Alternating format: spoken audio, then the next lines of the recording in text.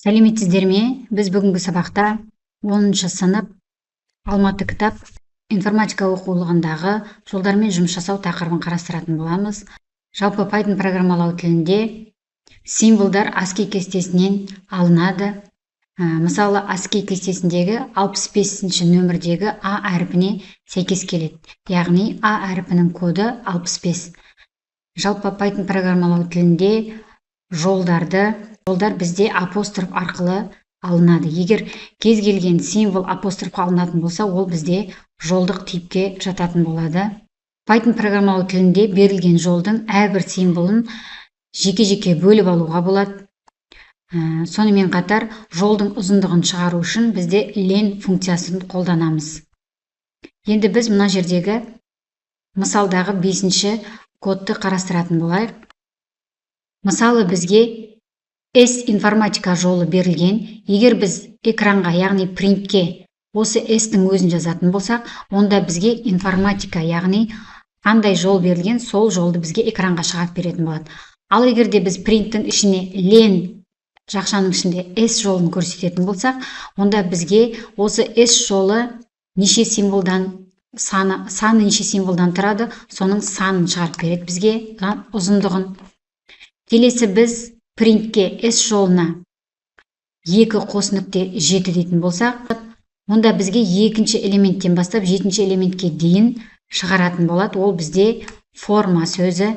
Ал егер де біз принттің ішіне 2-ші элементтен бастап 7-ші элементке дейін 2 қадаммен алатын болса, онда бізге FRA деген әріптер шығаратын болады. Қарайтын болсақ 0, 1, 2. Бізде 2-ші элементтен бастап 2 қадаммен, яғни қадам 2 бізде F алынады, R алынады, келесі A алынады. Бізде 7-ші элементке дейін, олай болса, ол 0, 1, 2, 3, 4, 5, 6, яғни 7-ге дейін ғана алынатын болады. Ал егер де біз принтке S қос нүкте беретін болсақ, онда 5-ші жолдан бастап бізге экранға шығаратын болады. Егер біз қос нүкте 4 деп беретін болсақ, онда бізге S жолындағы 0-ші элементтен бастап 4-ші элементке дейін экранға шығаратын болады. Ал егер де қос нүктені қайтадан алдына қойып, бірақ -3 дейтін болсақ, онда яғни -3 деген, онда S жолының соңындағы 3 элементті алып тастайды, сонда қалған элементтерді экранға шығаратын болады. Ал егер де -3-ті алдына қойып қос нүкте соңында тұратын болса, онда -3, яғни соңындағы 3 элементті алып тастайды, бірақ бізге қос нүкте соңында тұрғандықтан осы соңындағы элементті, қалған элементті экранға шығаратын болады. Әрі қарай бізде максимум S жолындағы T-ны көрсетіп тұр. Бұл бізде ASCII коды бойынша, орналасу реті бойынша.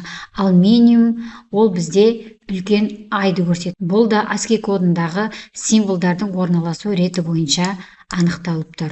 Егер S жолын Қазақстан және D жолын 2050 деп алатын болсақ, және бізге экранға осы 2 жолды бір жолға біріктіріп шығару керек.